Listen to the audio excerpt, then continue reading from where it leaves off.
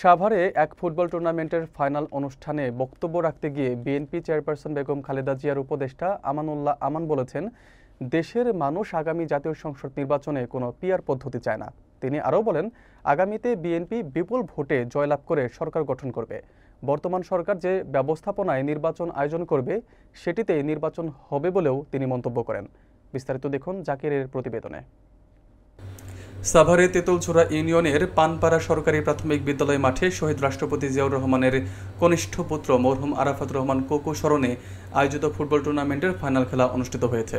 পুরস্কার বিতরণী অনুষ্ঠানে যোগ দিয়ে প্রধান অতিথির বক্তব্যে বিএনপির চেয়ারপারসন বেগম খালেদা জিয়ার উপদেষ্টা আমানুল্লাহ আমান বলেন, জনগণ পিআর পদ্ধতির মাধ্যমে কোনো নির্বাচন চায় না। তিনি বিশ্বাস করেন যে বর্তমান সরকারের ব্যবস্থাপনায় আগামী নির্বাচন হবে এবং সেই নির্বাচনে বিএনপি বিপুল ভোটে জয়লাভ করে সরকার গঠন করবে।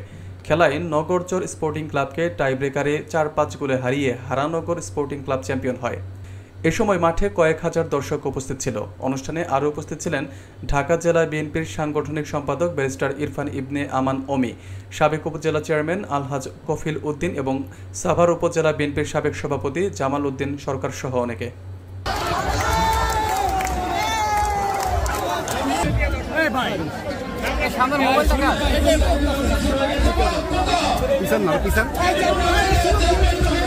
কোন পিআর পদ্ধতি জনগণ চায় না, অতএব পিআর পদ্ধতিতে নির্বাচন হবে না।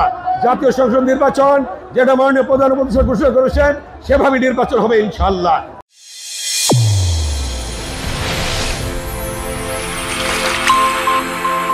চ্যানেল A1 হৃদয়ের স্পন্দন।